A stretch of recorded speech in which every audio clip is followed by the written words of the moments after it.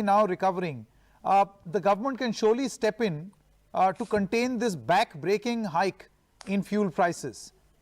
And this also includes the very key aspect of more than 65% taxation on fuel.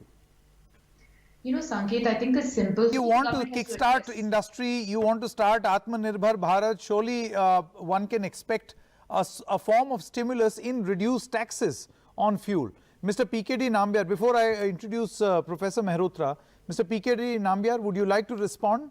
I mean, this government only has shown the way by cutting tax on fuel. I believe there is no doubt that the common man is the one who's the real sufferer of the skyrocketing prices of the fuel. But then it is like a chicken and egg story, Sanket, that the government requires money to fund the infrastructure and to make the overall growth story. And from the last 8 months or so, you have seen that the revenue of the government is also it was always on the lowest ever in the history. So of course, it is more of like the government requires money to fund and spend on the growth part. No, Mr. Nambiar, one moment. You call it chicken and egg, but how much of chicken will the government have to lay the egg? You have record GST. No, the record GST is happening from the last 2 months, or this is the third month. Only it's happening from the November onwards. And if you really look at from the last 6 to 7 months, we were almost in a negligible economy where most of the economic activities were always paralyzed. I think, but having said that, it is also important that we as any government needs to work other than a fuel economy. It is not only the central government. We all know that the tax burden is also thrown to the people by the state government. By state government, I agree with you. Equal if not more. Equal if not more. But my point is lead by example, no. And then you can ask who has governments in most of the states in this country? These are your governments.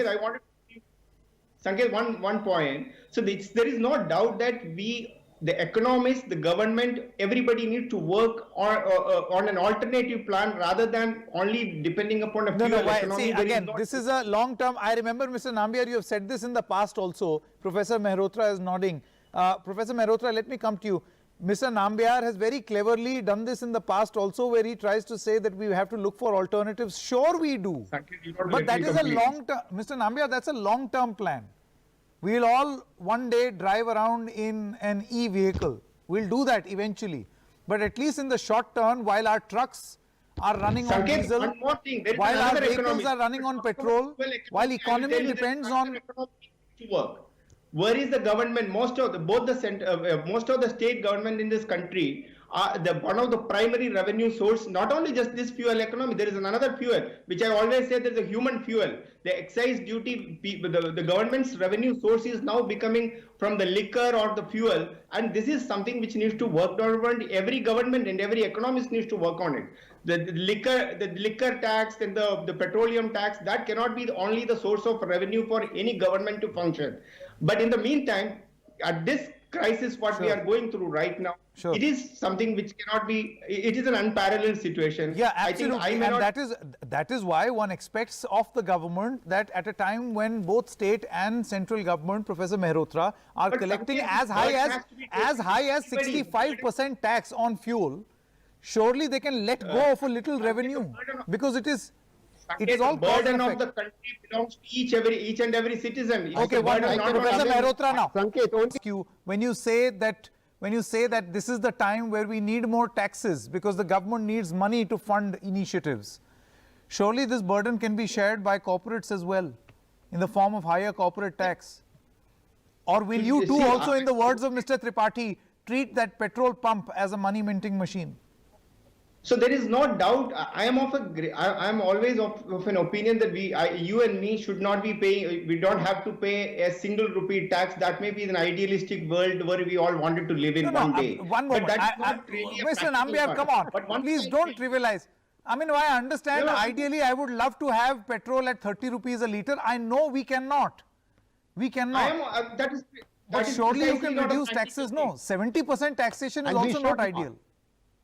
No, that's precisely I am telling you that there is we are all living in a different challenge. I am saying that the prices of the petroleum product should be much lesser than 70% of tax is not acceptable to in a normal course Mr. in any Nambiar, economy. last time the late Mr. But Arun the thing is Jaitley, that he we are on a different deducted the tax wherein by this 5 situation, rupees even the government in needs order to give relief. have money to function and to fuel the economy. Where is this? The other economist gentleman was talking about the government should be putting more money to the people, create more and more demand. Artificially, No, so will fuel your economy? Is not the right economy. We had a multiple discussion. That's a bad economy. That's a bad economics to put artificially creating demand on the people.